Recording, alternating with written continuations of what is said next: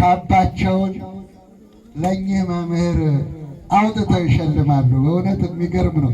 እስቲ አጨብጭቡና ጨብ ጨብ ጨብ ጨብ ጨብ የራሳቸውን ካባ አውልቀው ይሸልማቸዋል። መምህር ኤርምያስን አመስግኗቸው። ቤተ ክርስቲያን ትበልጣለች፣ ከኔ ቤተ ክርስቲያን ትበልጣለች። የኔ ካባ የኔ ክብር ቤተ ክርስቲያን ናት።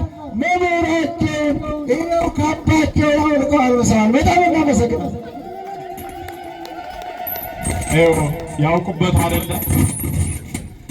ለተማሩ ሰዎች ቦታ እንስጥ፣ ለተማሩ ሰዎች ቅድሚያ እንስጥ። በጣም በዓለም የምትመለከቱ ሁሉ በተለይ እኔ ቤተ ክርስቲያን ኃላፊ ነኝ። የተማሩትን ሰዎች ማክበር ከፍ ማድረግ ቤተ ክርስቲያን ከፍ ማድረግ ነውና ዛሬ እኔ እዚህ ካባዬን ስሸልም ደስ ብሎኝ ነው። እነዚህ እዚህ የተሰበሰቡ ምሁራንን ያፈሩ ያመነጩ በእኔና በሊቀ ትጉሃን መካከል ያሉት የደብራችን ታላቅ መምህር ያቋቋም መምህር ኤርምያስ የኔታ ኤርምያስ ይባላሉ። የእነዚህ ደቀ መዛሙርት አባት ናቸው። ብዙ ነገ ቤተክርስቲያንን ስቦ ወዱስ እያሉ ሊያገለግሉ በስብሐተ እግዚአብሔር በማሕሌተ እግዚአብሔር በማሕሌቱ የሚያስችሉ መምህራንን ያፈሩልን ናቸው። እኔ ራቁቴን በሆንም ደስ ይለኛል። ምክንያቱም በጣም ክብር እንዳገኘው ይሰማኛል። ደስታ ስለተሰማኝ ሁላችሁም እልላችሁ አመስግኑ ለማለት ነው። እንግዲህ ዛሬ ይሄ ታሪካዊ ቀን ነው። በተለይ እኔን የምትመስሉ ደግሞ መምህራኑን አክብሩ፣ ለመምህራን ቦታ ስጡ፣ መምህራን ይከበሩ። ጥቅማቸውም ሆነ አገልግሎታቸው ወንበራቸው ሁሉ መከበር አለበት። ምክንያቱም ዛሬ ያቋቋሙ የመጻሕፍት መምህር የትርጓሜ የቅኔው የቅዳሴው መምህራን ቦታ እያገኙ አይደለም። ስለዚህ በእውነቱ ከሆነ ቦታ መስጠት አለብን፣ መንከባከብ አለብን፣ መሸለም አለብን። እስቲ አሁን ሊቀትበራም ደስ የሚል ነው። እኛ በእውነቱ ከሆነ ምዕመናን በጣም እግዚአብሔር ይጠብቃችሁ፣ እግዚአብሔር ያክብራችሁ፣ እግዚአብሔር ይቀድሳችሁ፣ ወደለውን ይሙላላችሁ፣ ጨለማውን ብርሃን ያርግላችሁ።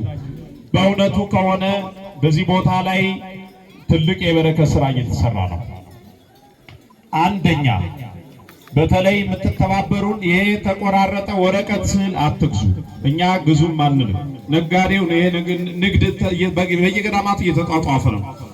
ጸበሉ የሚቀንሰው የንግድ ቀጠና ከሆነ ጸበሉ ድህነቱ ሊቀንስ ይችላል። ስለዚህ ይሄ እንዳይሆን ይሄ ተቦጫጨቀ ስዕል ነገር ቅዱሳንን በክብራቸውን የማይመጥን ነገር እየተሸጠ ነው። ይሄ ትክክል አይደለም።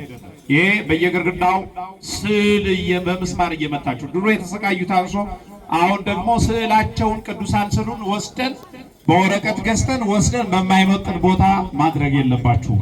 ይሄ ትክክል አይደለም እና ስርዓቱን ማክበር። በዚህ ቦታ ላይ ማውራትም መነጋገርም ክልክል ነው። ከታችም ማውራት መነጋገር ክልክል ነው። ሱባኤ መያዝ የምትፈልጉ መታችሁ ሱባኤ መያዝ ትችላላችሁ። አዳራሽ ተሰርቷል። አሁንም ሰበካ ጉባኤውና ህንፃ ኮሚቴው አዳራሽ ሌላ አዳራሽ ለመስራት ከሚመለከተው አካል ውይይትና ምክክር እያደረገ ነው። ስለዚህ በዚህ መታችሁ ለሱባኤ ተዘጋጅታችሁ መምጣት አለባችሁ። ለሱባኤ የተዘጋጀ ሰው ሌላ ነገር ዓለማዊ ጠባይ ትቶ ነው መምጣት ያለበት። ከገቡ መውጣት የለም። አንዴ ነው። ሁለተኛ የራስን አመለካከት መተው በአርምሞ በጸሎት በስግደትና እንዲሁም ደግሞ ልዩ ልዩ መንፈሳዊ መጻሕፍትን ጸሎታችን ከጨረስ በኋላ እንደዚህ በማድረግ ነው እንጂ ከዚህ ወጥተን ከተማ መሄድ አያስፈልግም። በጸሎት ሌላው ከዚህ ከመጣችሁ በኋላ አቡነ ሐራ ድንግል ወርዳችሁ ተሳለሙ። በረከት አለ፣ በጣም ትልቅ በረከት አለ።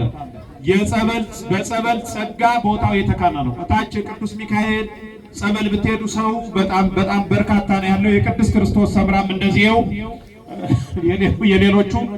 የሌሎቹም ጸበል አለና መታችሁ መጠመቅ ትችላላችሁ። ዘወትር በስራ ሰዓት 12 ሰዓት መታችሁ ከዚህ ጀምራችሁ ተጠምቃችሁ ወደ ስራ ቦታችሁ መሄድ ትችላላችሁ። በጉዞም ስትሄዱ ዛሬ በርካታ መኪኖች የመጡ አሉ። ከናዝሬት ከአዳማም የመጣችሁ አላችሁ፣ ከተለያየ ከደብረ ዘይትም የመጣችሁ አላችሁ።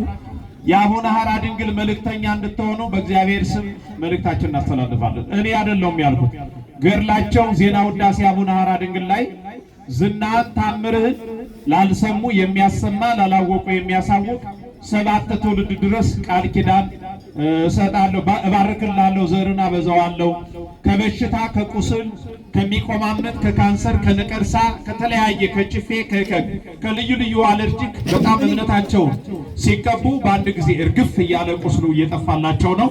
ይሄ ለጻድቁ የተሰጣቸው ጸጋ በረከት ነው። እስቲ አመስግኗቸው። እስቲ አመስግኑ በደንብ አድርጋችሁ።